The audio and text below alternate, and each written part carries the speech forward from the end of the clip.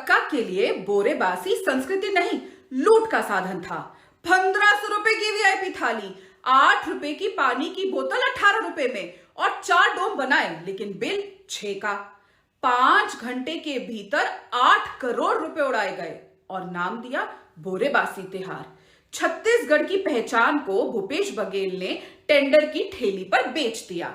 Commission की थाली भरकर उस पैसे से दिल्ली में दीदी की थाली सजाई गई।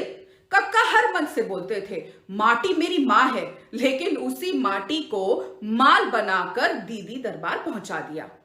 अब जब पोल खुली तो बासी बहानों से भाग रहे हैं। कक्का जी, बोरेबासी के नाम पर जो आपने किया वो संस्कृति नहीं, छत्तीसगढ़ की आस्था से धोखा किया।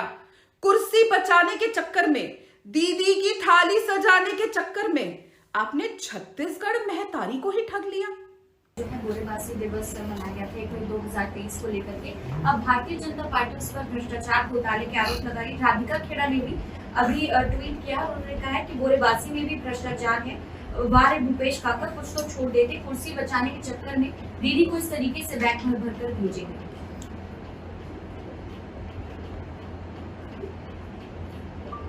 जहां तक के शासकीय कार्यक्रमों की बात है, कितने शासकीय कार्यक्रम हुए? 15 साल रमन सिंह थे, कितने शासकीय कार्यक्रम हुए? हमारे 5 साल के कार्यकाल में और अभी के कार्यकाल में कितने की जांच कर रहे हैं लोग? सबकी जांच करा लें। सब में जांच कराए ना।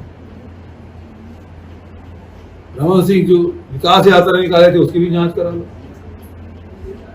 बलौदा बाजार में कौन कौन से विभाग कितना कितना खर्च किया, पूरे प्रदेश का निकाले। 15 साल वो निकाले, हमारा भी निकाले, अभी 1.5 साल इनका भी हो गया, उनका निकाले। ये जो